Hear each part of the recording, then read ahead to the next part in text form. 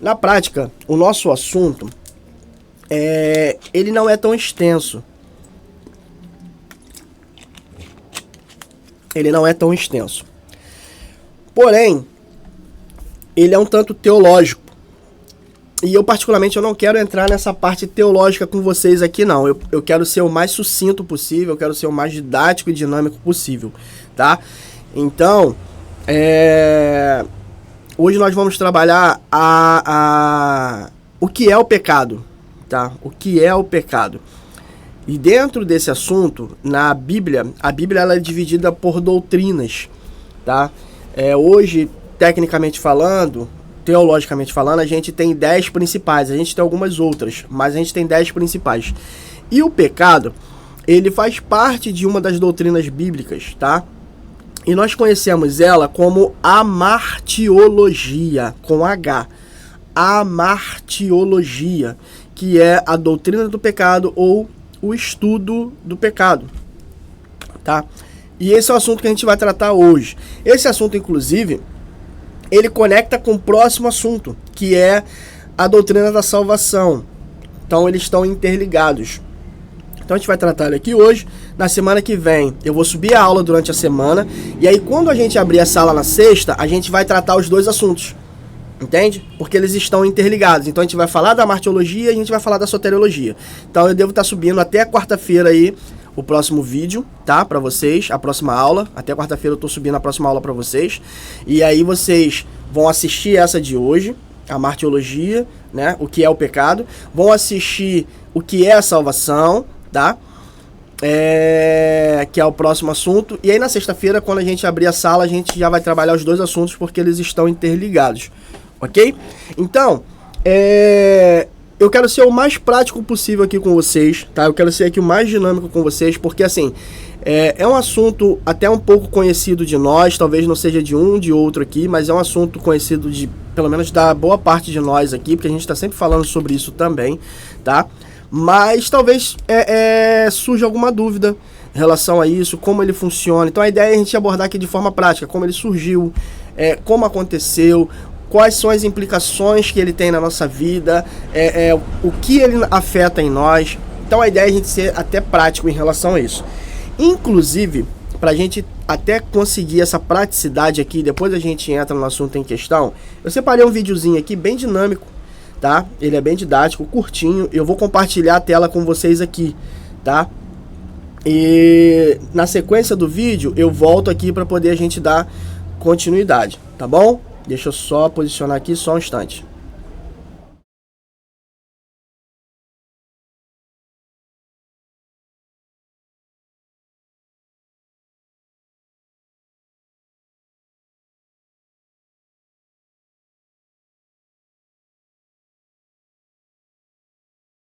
Fala muito sobre como seres humanos são falhos.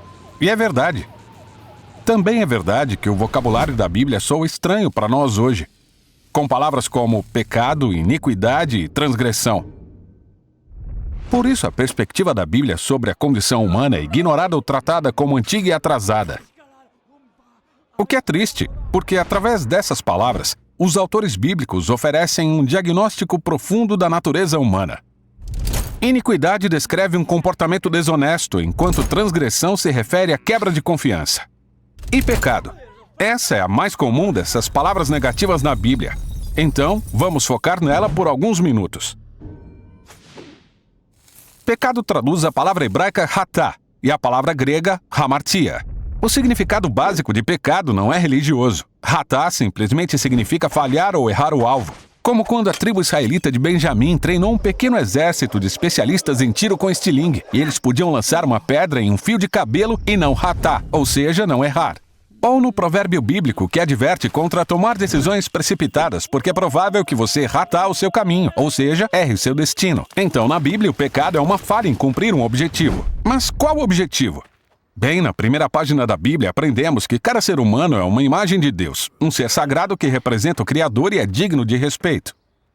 Nessa maneira de ver o mundo, o pecado é uma falha em amar a Deus e o próximo, deixando de tratá-los com a devida honra.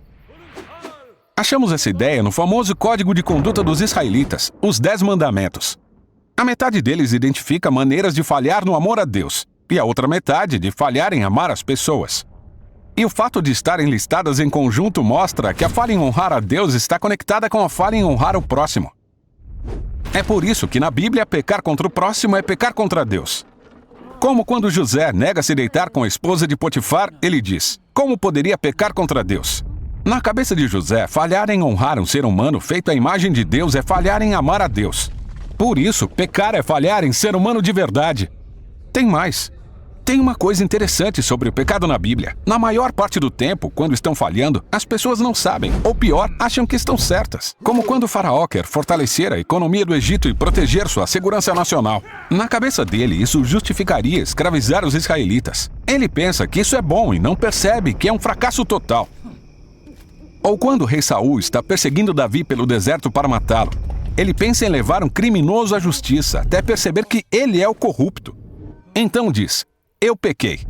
Eu sou o fracasso. Então, o pecado é mais do que fazer coisas ruins. Ele descreve como nos enganamos e iludimos para redefinir nossas decisões más como se fossem boas. Mas por que os seres humanos não conseguem separar a falha moral do sucesso?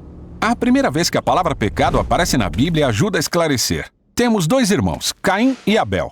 Seus pais tinham acabado de cair na tentação bestial de redefinir o bem e o mal segundo sua própria sabedoria. E agora Caim enfrenta uma escolha parecida. Ele está com ciúmes e bravo por Deus favorecer o irmão. E Deus o avisa: se você não escolher o que é bom, saiba que Ratá está rastejando à sua porta. Ele quer você, mas você pode dominá-lo. Então, nessas histórias, o pecado ou falha moral é descrito como esse animal selvagem e faminto que quer devorar os seres humanos. E sabemos como a história acaba. A Bíblia diz que o comportamento humano é falho e nossa tendência de enganar a nós mesmos é profunda. Está enraizada em nossos desejos e impulsos egoístas que nos levam a agir em benefício próprio, sem pensar nos outros. O que leva a uma reação em cadeia de relacionamentos falhos. E é por isso que no Novo Testamento o apóstolo Paulo descreve hamartia como um poder ou uma força que governa os seres humanos. Segundo ele, somos escravos do pecado. Ele diz: o pecado vive em nós, então as coisas que eu não quero fazer são essas que eu faço. Assim, com a palavra pecado, os autores bíblicos oferecem uma descrição da condição humana. É o fracasso em sermos pessoas que amam totalmente a Deus e os outros. É a nossa incapacidade de julgar se estamos indo bem ou mal. E é aquele impulso egoísta que dirige nosso comportamento. Não é uma imagem bonita de nós mesmos, mas se formos sinceros, é realista. É por isso que na Bíblia, a história de Jesus é uma notícia tão boa. Ele é descrito como um criador que se tornou um verdadeiro humano, que não falhou em amar a Deus e os outros. Ele não pecou. E ele assumiu a responsabilidade pela história de fracassos da humanidade. Ele viveu pelos outros, morreu por seus pecados e ressuscitou dos mortos para oferecer o dom da sua vida, que cobre as falhas deles. Ou, como disseram os apóstolos, ele não cometeu pecado e, mesmo assim, carregou nossos pecados em seu corpo na cruz, para que morrêssemos para os nossos pecados e vivêssemos para fazer o que é certo. E essa é a história por trás da palavra bíblica para pecado.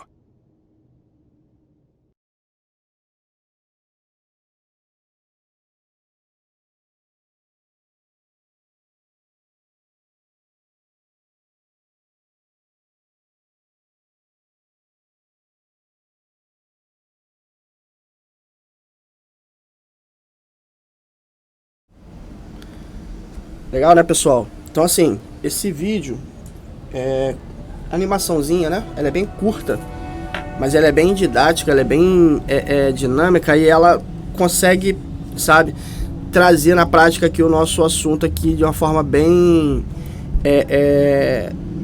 dinâmica e didática, né? Por ser uma animação, como eu disse, assim, o assunto ele não é um assunto tão extenso, mas ele é algo que a gente precisa visualizar. Tá? Eu quero ler com você aqui. Deixa eu só abrir aqui a Bíblia. Na primeira carta de João, no capítulo 2, o apóstolo João ele vai dizer assim. Pessoal, não reparem, tá? As meninas voltarem a ensaiar aqui. Então vai ser uma música de fundo aí, mas fiquem de boa. 1 João capítulo 2.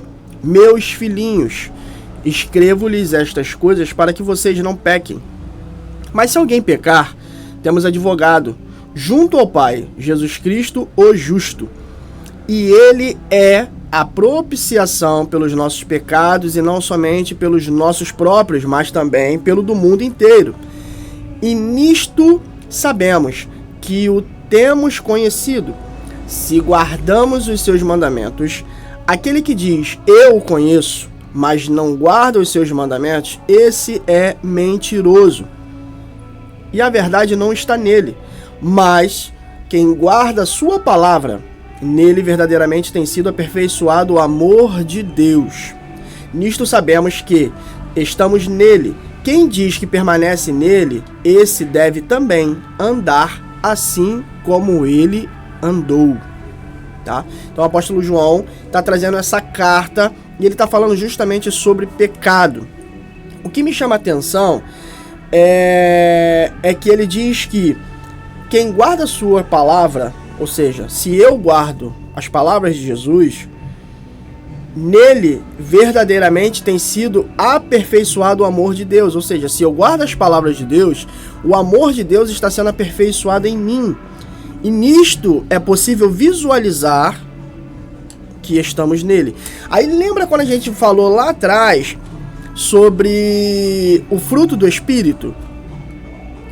É isso: amor, alegria, paz, longanimidade, benignidade, bondade, fidelidade, mansidão, domínio próprio.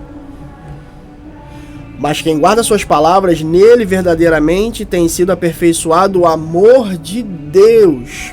E o amor de Deus, ele pode ser expressado e externado pelo fruto do Espírito. Entende? O apóstolo Paulo, quando ele começa a tratar ali no capítulo na carta aos Coríntios, no capítulo 12 ao 14, ali, ele vai falando sobre os dons. E aí ele fala assim: busquem com zelos os melhores dons, os maiores dons. Ele vai falando sobre os dons, ele fala assim: o maior de todos os dons é o amor. Entende? Então, João está trazendo esse discernimento. Quem permanece nele, ou seja, quem permanece em Cristo Jesus, esse deve andar assim como ele andou. Uau! Então, a partir do momento que eu vivo nele, eu permaneço nele, eu guardo as suas palavras e o amor dele é aperfeiçoado em mim, o amor de Deus é aperfeiçoado em mim, isso externa que nós estamos nele, e agora nós andamos como ele andou. Isso significa dizer que as velhas práticas, as velhas ações, as velhas condutas em que nós tínhamos no passado, nós já não podemos mais andar, porque agora nós precisamos permanecer nele, precisamos andar como ele andou. E aqui é que entra a questão. Aqui é que entra a diferenciação. Entende? Agora olha o versículo 2. Ele é a propiciação pelos nossos pecados. E não somente pelos nossos próprios, mas também pelos do mundo inteiro. Lembra aquele versículo? Chave. Versículo de ouro da Bíblia que a gente chama? Deus amou o mundo de tal maneira que deu seu Filho unigênito para que todo aquele que nele crê não pereça, mas tenha a vida eterna. É exatamente isso. Ele é a propiciação pelos nossos pecados. E não somente pelos nossos, mas também pelos do mundo inteiro. E é aqui que a nossa teologia, tá? Como eu disse, eu não vou ser teológico aqui, mas a gente precisa só embasar algumas coisas. Mas é aqui que a nossa teologia, ela se completa e se complementa, e ela distorce da teologia que acredita que uma vez salvo, sempre salvo. Não. Porque ele é a propiciação dos nossos pecados, e não somente dos nossos próprios, mas também do mundo inteiro. Ele morreu pelo mundo inteiro. Ele não morreu somente para os eleitos, como essa teologia acredita. Ele não morreu somente para aqueles que já estavam predestinados à salvação, como alguns acreditam. Não. Ele morreu para o mundo inteiro. Se ele morreu para o mundo inteiro, todos nós temos o direito a acessar a salvação. Mas como que a gente acessa a salvação? Por meio do Filho. E como que eu acesso o Filho? Reconhecendo o seu ministério como o único suficiente Salvador da minha e da sua vida. Tá percebendo como as aulas vão se conectando uma à outra? É exatamente isso. A gente está falando um assunto hoje aqui que está voltando na segunda e na terceira aula. Tá entendendo? Então elas vão se completando, vão se complementando, porque o centro da Bíblia é Cristo. E o seu plano perfeito de salvação, que é a próxima aula, o próximo assunto que nós iremos abordar aqui. Entendam? Tá? Ele é a propiciação pelos nossos pecados. Eric, o que é propiciação? Vou explicar para você.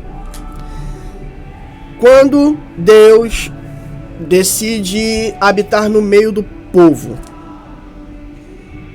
ele dá uma instrução para Moisés. Ele fala assim: Moisés, você vai começar a construir um tabernáculo. E aí Deus começa a dar o desenho do tabernáculo, como ele seria, quantidade de colunas, os tecidos, as cores, o tamanho, não só do terreno, mas o tamanho do tabernáculo em si. E olha, esse tabernáculo ele tem divisões, ele vai ter o átrio, ele vai ter o santo lugar e ele vai ter o santíssimo lugar. E agora, Moisés, você vai começar a construir também os utensílios. E aí ele começa a construir não só o tabernáculo, mas aquilo que ia ficar dentro do tabernáculo, tá? E aí entra a mesa de pães, o candelabro, o altar de incenso. E lá na última divisão, onde é o Santo dos Santos, ia ficar a Arca da Aliança, ok? A Arca da Aliança. E na Arca da Aliança ia ficar os objetos sagrados, a tábua da lei, que Deus escreveu lá e entregou a Moisés, um vaso de ouro com o maná que caiu no deserto, e a vara de Arão, tá? A vara de Arão que floresceu. Isso ia ficar ali dentro. Legal? Essa arca ia ficar no Santo dos Santos. O que é a propiciação? A propiciação o propiciatório, na verdade, é a tampa da arca. O propiciatório é a tampa da arca. Por baixo dessa tampa, ela era de ouro maciço e por baixo ela era cravejada de pedras, 613, para ser mais exato. O que significam essas pedras? São as ordenanças de Moisés ao povo, tudo cravejado por baixo.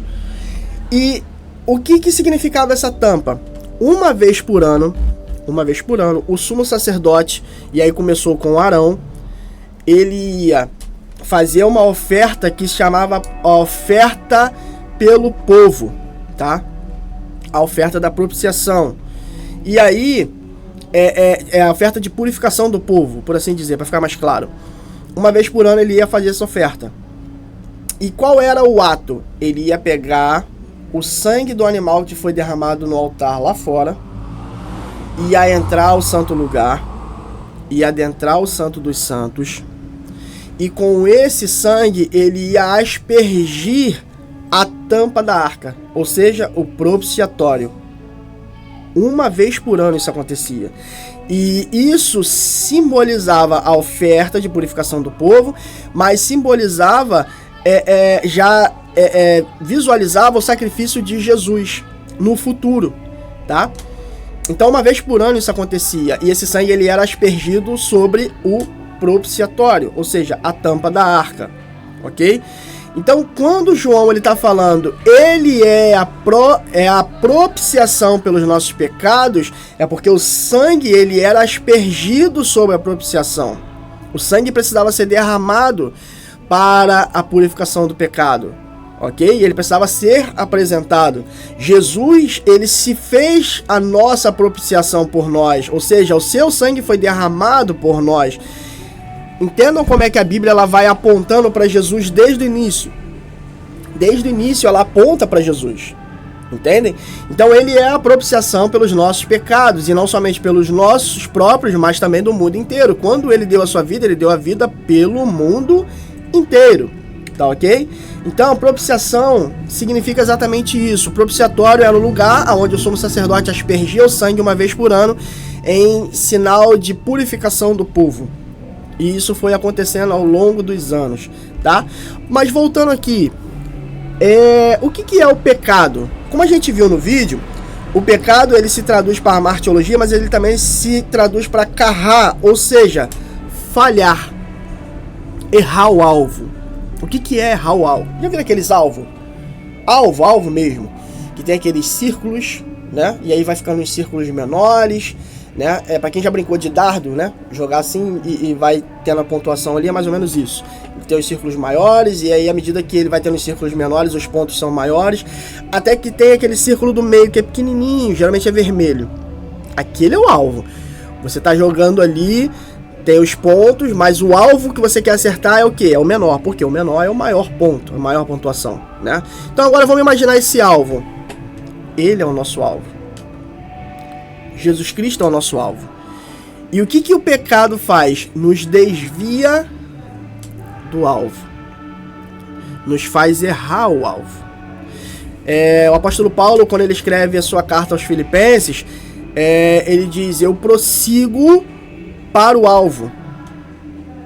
Eu prossigo para o alvo. Existe um alvo e eu prossigo para ele. O meu alvo é Cristo, o seu alvo é Cristo, o nosso alvo é Cristo. Entende? E o que o pecado faz? Ele nos desvia do nosso alvo. Entende? Ele nos desvia do nosso alvo. Aí agora a gente fala, dentro do nosso artigo de fé, são 16, para você lembrar, o artigo de número 5, tá? Ou o quinto artigo, ele fala sobre pecado original e pecado pessoal, tá? Pecado original e pecado pessoal. O que é o pecado pessoal? Vamos lá, vamos começar pelo pessoal. O que é o pecado pessoal? É o pecado que todos nós cometemos ao longo da nossa vida enquanto não conhecemos Cristo. Que uma vez que nós conhecemos Cristo, como diz aqui o texto, aquele que diz: eu conheço, ou seja, eu conheço Jesus, mas não guardo os seus mandamentos, esse é mentiroso. Opa! Então peraí. Não basta eu dizer que eu conheço se eu continuo nas práticas errantes. Eu preciso o conhecer e andar como Jesus andou. Ou seja, sem pecado. Entendam como isso é sério, tá? Entendam como isso é sério. Mas voltando, quando a gente fala de pecado pessoal, todos nós temos aquilo que a gente chama de mazelas. Pessoal, o diabo, ele não pode, a gente estava até falando sobre isso na terça-feira aqui no nosso curso de homens. O diabo, ele não pode, ele não tem poder de nos fazer pecar. Ele não tem esse poder, tá? O diabo, ele não pode nos obrigar a pecar, ele não tem esse poder. Mas ele pode nos influenciar. E ele é estrategista, tá? Ele nos conhece. Ele é um estrategista, ele nos conhece. Ele não sabe daquilo que passa aqui. Ele não tem acesso à nossa mente, porque a nossa mente, ela é de Cristo, tá? Mas ele consegue observar o nosso comportamento. Ele consegue observar e visualizar as nossas ações, as nossas atitudes, os nossos olhares, os nossos atos, a forma como a gente fala, e aí ele vai criando aquilo que a gente chama de perfil comportamental, e ele é um excelente nisso. E ele, por meio disso, ele consegue captar as nossas mazelas. O que é isso? Aquilo que é o nosso ponto fraco para o pecado. Entende? Aí a gente estava até falando na aula aqui terça-feira, puxando até um exemplo, na terça-feira a gente estava falando aqui na aula que, por exemplo, para algumas pessoas, a fraqueza é o pecado sexual, pornografia, o ato de masturbação, fornicação, adultério, enfim, tá? Mas a gente entrou num contexto mais prático, tá? E eu vou trazer esse exemplo para vocês aqui que eu achei pertinente. Para alguns, o que é a mazela? É a mentira. Tem gente que não consegue viver sem mentir, não consegue falar uma frase que não tem uma mentira no meio. A mentira faz parte tão grande da sua vida que se torna uma verdade, você passa a acreditar naquilo. Isso é uma mazela. Entendeu? E Tiago fala que aquele que mente tem por pai o diabo. Porque ele é o pai da mentira. Mas para outras pessoas, a mazela, por exemplo, a gente deu esse exemplo aqui também, é o rolo Sabe o que é rolo? Aquelas pessoas que vivem de rolo, que tem essa necessidade de ficar fazendo negócios e no intuito de se dar bem. Isso é uma mazela. Entende? Então entende que o pecado ele é muito grande. Quer ver um pecado? Que esse pecado, inclusive, às vezes, se a gente não vigiar, ele está dentro da igreja. Tirando a fofoca, claro. Mas quer ver um pecado que, se a gente não vigiar, ele entra dentro da igreja, ele faz uma arruaça? Existe um discurso e um ditado assim: crente não bebe, mas come. Crente gosta de comer. Já ouviram essa frase? Quantos aqui já ouviram essa frase? Crente gosta de comer. A gente não bebe, mas a gente come. Gente, se a gente não vigiar, a gente entra no pecado da glutonaria. Tá lá em Apocalipse. E tá lá assim, ó: os glutões não herdarão o reino do céu. Sabe o que é o glutão? É aquele que come com os olhos. Ele não se contenta enquanto não acabar a comida. Ele não se contenta enquanto tiver comida na frente dele, ele vai comer, ele vai consumir. Ele não se dá por satisfeito. Porque ele não come para se satisfazer ou satisfazer o seu corpo. Ele come para satisfazer a sua vontade, o seu desejo. O seu desejo está pelos olhos. É o consumismo compulsivo. E quantos na igreja a gente conhece que às vezes entra por esse caminho? Entende? Se a gente não vigiar, tem uma galera. Isso é uma mazela. Então perceba que existem os pecados pessoais que são diferentes de muitos, tá? Para alguns é o sexual, para alguns é o jogo, tá? O jogo também é um pecado, a gente falou sobre isso nos pactos de conduta, tá? Para outros é a questão de ficar fazendo rolo, ficar fazendo essas transações e querer se dar bem. Para outros é a mentira, para outros é a fofoca, para outros é a glutonaria. Cada um tem a sua mazela, tem aquele calcanhar de Aquiles ali, para ficar mais claro. E o diabo, ele conhece, ele consegue observar. Por isso que o texto diz que ele anda ao nosso derredor, bramando como leão, buscando a quem possa tragar, porque ele vai te conhecendo, ele sabe aonde ele te ataca, ele sabe aonde te atinge. E é justamente ali que ele vai te tentar. É justamente ali. Entendeu? Esses são nossos pecados pessoais. E esses pecados, quando a gente conhece Jesus, como diz o texto de João, é que a gente precisa andar como Jesus andou. Ou seja, a gente precisa conhecer Jesus na essência e deixar essas práticas de lado. Eric, mas é difícil. Eu sei que é. Porque o diabo, ele continua nos tentando. Entendeu? Jesus, quando ele faz a oração, antes da sua crucificação, ele diz assim: Pai, eu não peço que vocês tirem eles do mundo, mas eu peço que você os livre do mal. Quem é o mal? É o nosso inimigo, é o nosso adversário, é o diabo, o acusador, o tentador. Mas o livrar do mal significa ter autoridade por meio de Jesus para vencer, para combater. Resista ao diabo e ele fugirá de vós. Entende? Então entendam. Existem os nossos pecados pessoais que a gente precisa submeter a nossa vida ao Espírito Santo, porque é ele que convence o homem do pecado, da justiça e do juízo. Nós precisamos submeter a nossa vida ao Espírito Santo e precisamos, por meio disso, mortificar a nossa carne para que o Espírito esteja forte em nós, e só assim nós conseguiremos conhecer Jesus de fato e andar como ele andou, assim como está o texto de 1 de João. Então esses são nossos pecados pessoais. Eu não sei qual é o seu, mas você sabe, melhor do que ninguém. E isso precisa estar submetido à cruz de Cristo, tá? A gente vai falar na próxima semana, eu vou entrar em contato com vocês no privado, porque a gente precisa começar, inclusive, a marcar o mapeamento de vocês, tá? Eu vou começar a conciliar as agendas aqui. Eu vou pegar, a pastora Vanessa, já falei com ela, ela vai pegar também. A pastora Glaucia também, vou conversar com ela para poder a gente ganhar tempo aqui e atender todo mundo antes de encerrar, tá? O nosso curso aqui no total, tá? E é nesse mapeamento que a gente, sabe, consegue externar isso, fazer as orações de renúncia e, de uma vez por todas, ter um novo ressignificado sobre isso, tá? Então, se você não fez, eu vou entrar em contato com você depois para poder a gente já começar a fazer os agendamentos com vocês. Mas voltando aqui. Só que o 5º artigo, ele fala do pecado pessoal, mas ele fala do pecado original. O que é esse pecado original? Nós vimos no vídeo.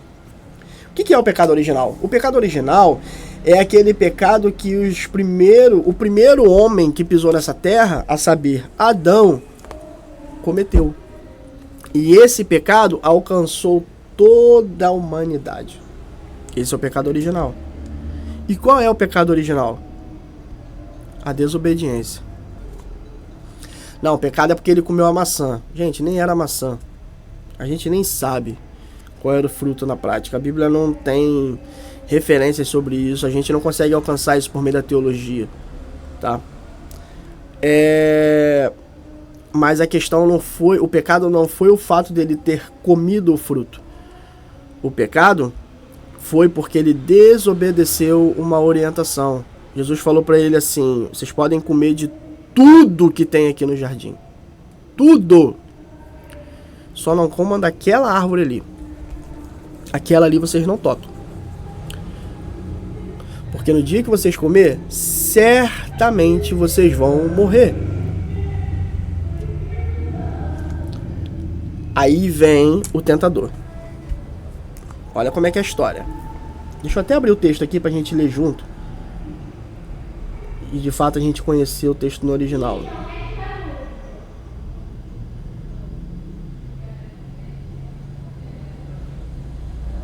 Ó. Gênesis capítulo 3. Olha só. Mas a serpente, mais astuta de todos os animais selvagens que o Senhor Deus tinha feito, disse à mulher: é verdade que Deus disse: não comam do fruto de nenhuma árvore do jardim? A mulher respondeu à serpente: do fruto das árvores do jardim podemos comer, mas do fruto da árvore que está no meio do jardim, Deus disse: vocês não devem comer dele, nem tocar nele, para que vocês não venham a morrer. Então a serpente disse à mulher: é certo que vocês não morrerão, porque Deus sabe que no dia em que dele comerem, os olhos de vocês se abrirão, e como Deus, vocês serão conhecedores do bem e do mal. Olha a tentação. Aonde que o diabo tentou a mulher? Não, vocês não vão morrer. Ele sabe, na verdade ele falou isso pra vocês, porque se você comer desse fruto aí, você vai ser Deus igual ele. Ó. Qual foi a tentação da mulher? Ser igual a Deus. Agora para e pensa. Quantos homens nós conhecemos hoje que buscam ser igual a Deus? Buscam assemelhar-se a Deus, trazendo a glória para si, querendo ser igual a Deus, roubando a glória de Deus, usurpando a glória de Deus. É o que nós chamamos de antropologia. Também é uma doutrina que a gente estuda na Bíblia, mas essa aqui a gente não vai ver, tá? Mas é a doutrina do homem, é como o homem se comporta, tá? Antropologia. Então perceba como o mundo hoje ele é antropológico, ele é egoísta, egocêntrico, aonde as pessoas não só não creem mais em Deus, tá? Isso não no contexto geral, mas de alguns se denominam ateus, mas principalmente alguns têm a ousadia de querer ser igual a Deus, se assemelhar a Deus. Entendem? Aí, olha como é que foi a astúcia do diabo, entendeu? Olha como é que foi a astúcia do diabo. Não, eu vou ser igual a Deus.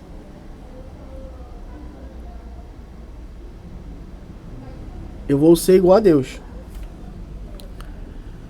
O dia que você comer desse fruto, ele sabe que você vai ser igual a Deus.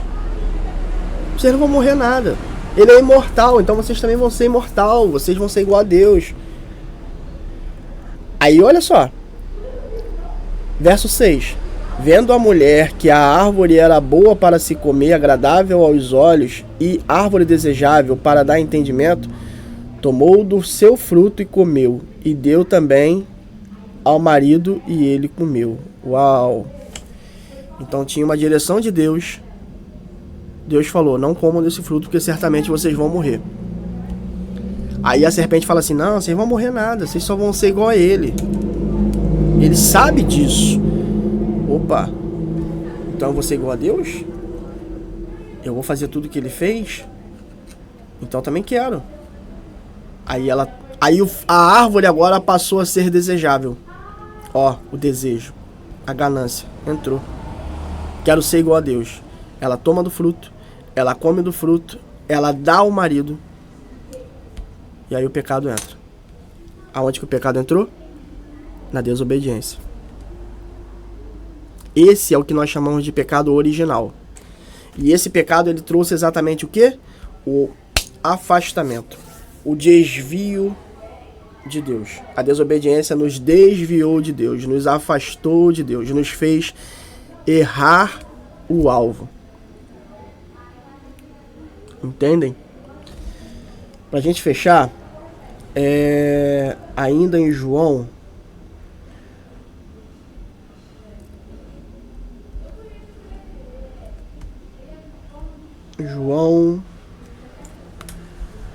agora no capítulo 3.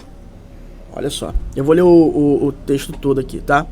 João capítulo 3, a partir do verso 1. Vejam que grande amor o Pai nos tem concedido, a ponto de sermos chamados filhos de Deus. Ou seja, o pecado entrou no mundo, certo? A gente vai adentrar nesse assunto na próxima semana, por isso que eles se conectam. Agora, Deus entra com o plano perfeito de salvação por meio de Jesus Cristo, tá? Então, nas semanas que vem a gente vai dar continuidade, na próxima aula a gente vai dar continuidade. Vejam que grande amor o Pai tem nos concedido a ponto de sermos chamados filhos de Deus. E de fato somos filhos de Deus. Por essa razão, o mundo não nos conhece, porque não o conheceu.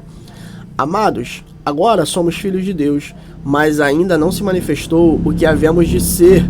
Sabemos que quando ele se manifestar, seremos semelhantes a ele, porque haveremos de vê-lo como ele é. E todo que tem essa esperança nele purifica a si mesmo, assim como ele é puro. Todo aquele que pratica o pecado também transgride a lei, porque pecado é a transgressão da lei. E vocês sabem que ele se manifestou para tirar os pecados, e nele não existe pecado. Todo aquele que permanece nele não vive pecando. Todo aquele que vive pecando não o viu e não o conheceu. Uau! Entendam o peso disso. Entendam o peso disso. Cara, mas eu não consigo vencer esse pecado. É porque você não o viu e não o conheceu. Jó, ele declara isso. Ele fala assim: eu conhecia Jesus de ouvir falar, mas agora os meus olhos te veem. E olha que ele já conhecia Jesus de ouvir falar, Deus de ouvir falar. Mas agora ele diz, diante de tudo que ele passou, depois de tudo que ele passou, ele diz: cara, agora os meus olhos te veem, te contemplam. Entendem? E agora João ele está trazendo uma chave. Ele está dizendo assim: todo aquele que pratica o pecado também transgride a lei, porque o pecado é transgressão da lei. Isso que a gente está falando, o pecado é errar o alvo, ou seja, transgredir a lei, transgredir os mandamentos, transgredir aquilo que Deus colocou sobre nós. É o afastamento. Vocês sabem que ele se manifestou para tirar os pecados, e nele não existe pecado. Todo aquele que permanece nele não vive pecando. Então, se a gente vive pecando, tem alguma coisa errada. E o que João está trazendo de errado é que a gente não o conheceu.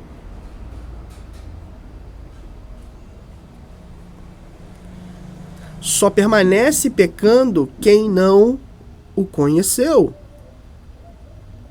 E nós precisamos o conhecê-lo. Para quando nós de fato o conhecermos, nós deixemos de pecar na essência.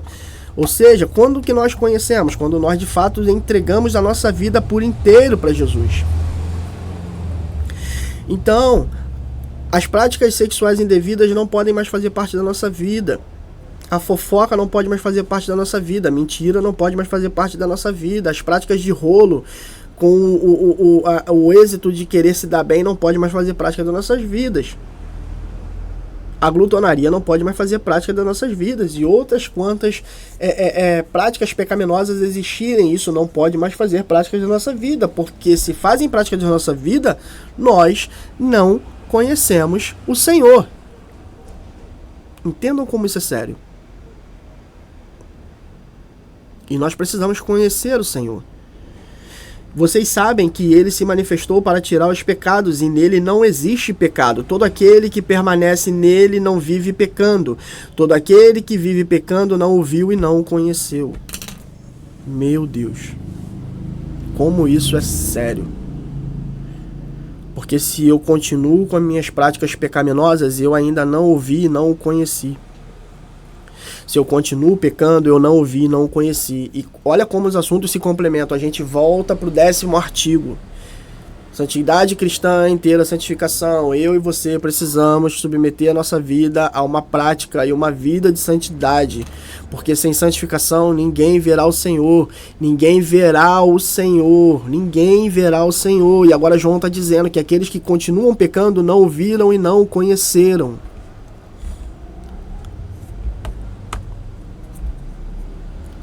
Estão entendendo? Como isso é muito sério para nós? Estão entendendo, inclusive, porque esse assunto ele faz parte de uma doutrina, de um sistema de estudo dentro da Bíblia? Porque isso é sério demais e é isso que nos traz o afastamento de Deus, é isso que nos desvia de Deus, é isso que nos tira do nosso alvo.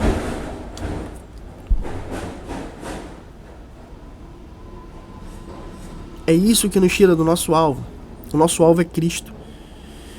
E a única coisa que nos desvia do alvo é uma vida de pecado.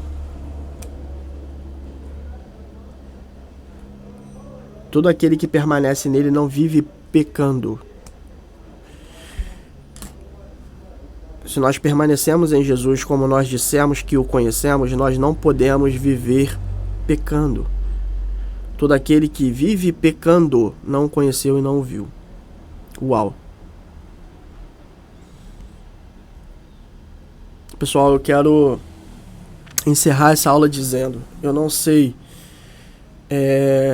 qual é a tentação, qual é a mazela que existe na sua vida, eu não sei qual é o que te afasta de Deus. Aquele pecado que você não consegue se libertar, se liberar, e isso vem batendo na sua porta dia após dia, e você tenta fazer e não consegue, você tenta se desvencilhar disso e você não consegue. Eu não sei o que é. Por isso, inclusive, que a gente vai trazer agora o mapeamento para esse tempo. Mas eu precisava primeiro que você tivesse essa consciência. Para agora, de fato, entender e visualizar esse pecado. Falar, cara, eu preciso ser liberto disso, eu preciso de ajuda. É aqui que entra o mapeamento. É aqui que a gente vai direcionar para que isso aconteça.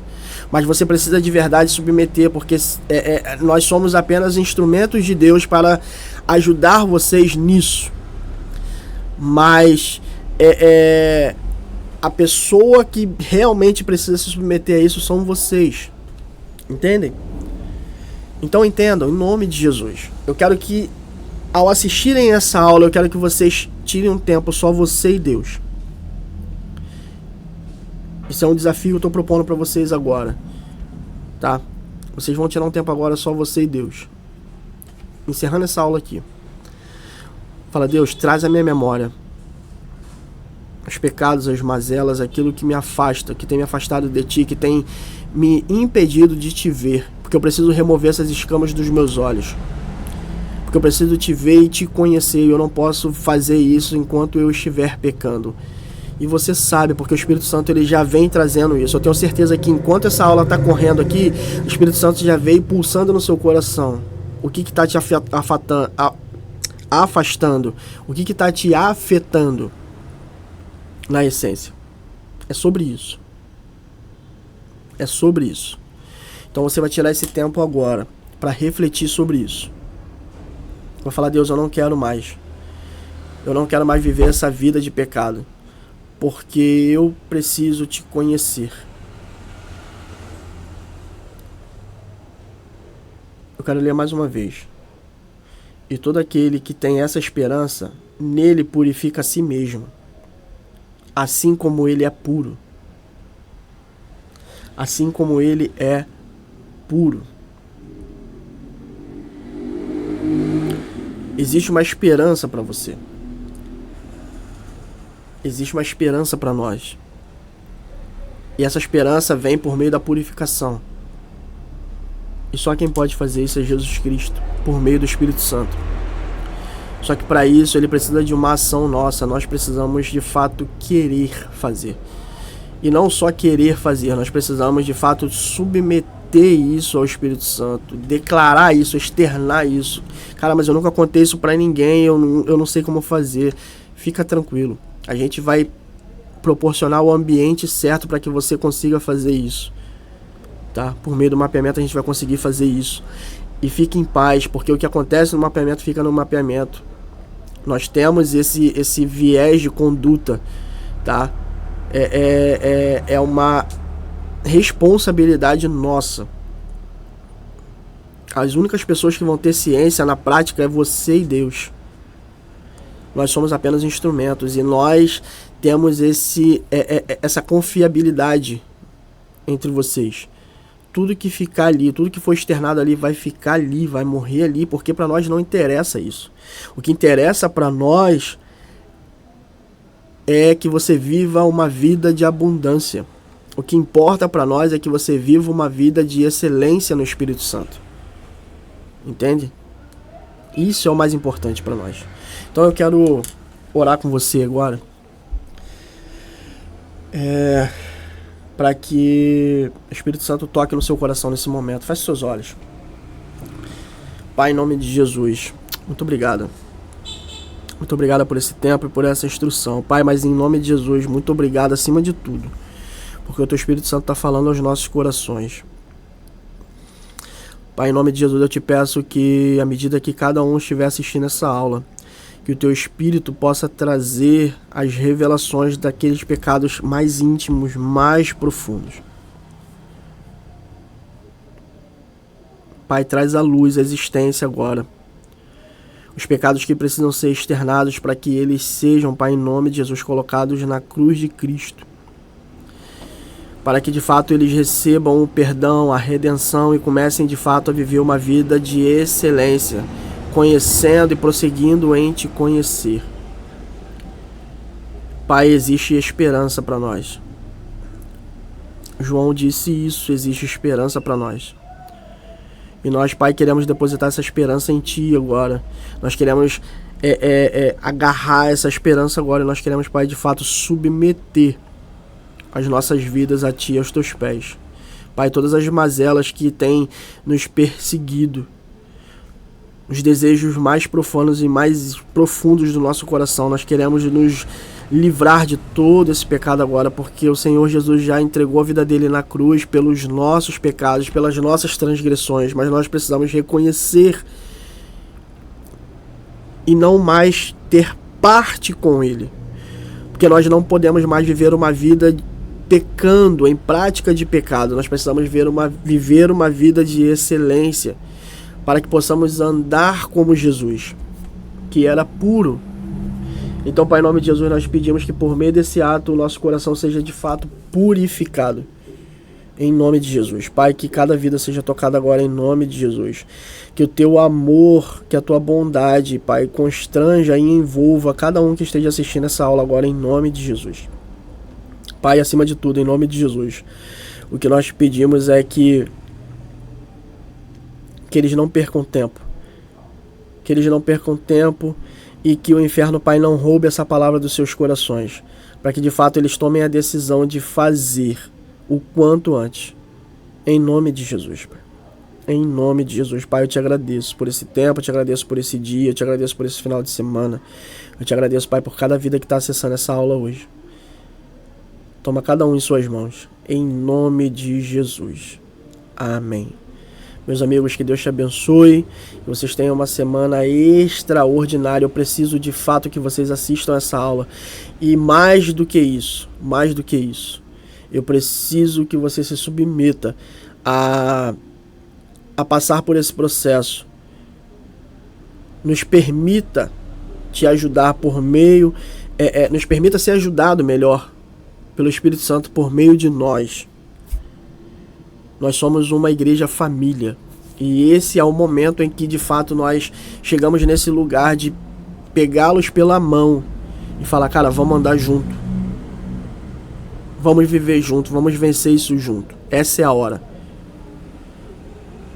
Não deixe passar o tempo. Eu vou colocar lá no grupo, tá? Mas se você quiser conversar particular, me chama no privado que a gente vai agendar isso. A gente vai começar a alinhar os acompanhamentos, o aconselhamento, o mapeamento com vocês, para que ao final de tudo isso, quando vocês forem recebidos como membros, você fala, cara, agora eu posso ser membro de fato, porque eu já venci tudo que eu tinha para vencer, eu já vivi tudo que eu tinha para viver.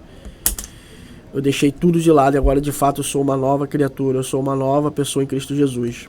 E agora eu vou andar como Ele. Esse é o nosso intuito, esse é o nosso trabalho. Então, ok, meus amigos, que Deus abençoe, tenham um final de semana abençoado e a gente se vê na próxima aula. Tamo junto!